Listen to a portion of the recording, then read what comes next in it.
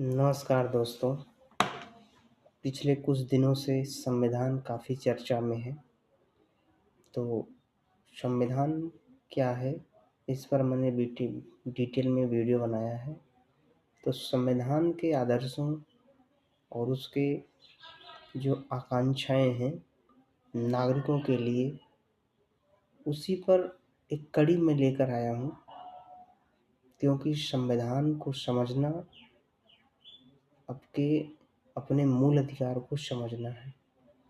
संविधान भारत का एक प्रमुख दस्तावेज है और भारत के संविधान में एक अनुच्छेद है 19, जिसके अंतर्गत भारत के नागरिकों को कुल 6 प्रकार की स्वतंत्रताएं, फ्रीडम दी गई है, जो केवल भारत के नागरिकों को है, विदेशियों को नहीं है।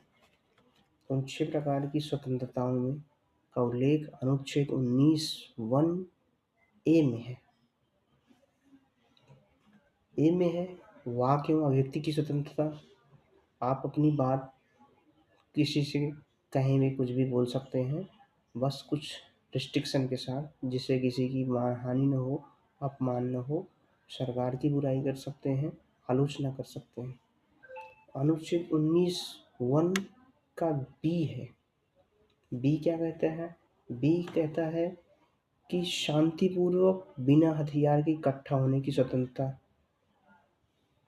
प्रदर्शन करना, विरोध करना बिना शस्त्र और अस्त्र शस्त्र के।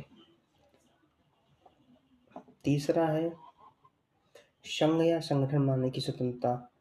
आप संघ बनाने, एसोसिएशन बनाइए, यूनियन बनाइए, अपनी बात को सरकार तक पहुंचाइए और बस नैतिकता के साथ सार्वजनिक व्यवस्था को ध्यान में रखते हुए। अनुच्छेद चौथा है 19(1)(d) में भारत के पूरे क्षेत्र में स्वतंत्र रूप से घूमने की स्वतंत्रता। आपको देश के किसी भी हिस्से में बिना किसी रोक टोक के यात्रा करने और घूमने का अधिकार है। ये जो है राष्ट्रीय एकता को बढ़ावा देने के लिए। और अगला है भारत के किसी भी हिस्से में बसने या रहने की स्वतंत्रता, अनुच्छेद 19(1)(e) के तहत, कि भारत के 28 राज्य, 29 जो 7 केंद्र शासित प्रदेश हैं, आप कहीं भी रह सकते हैं। कोई भी व्यवसाय, पेशा, व्यापार करने की स्वतंत्रता 19(1)(g) में है। बस पेशा वैध होना चाहिए।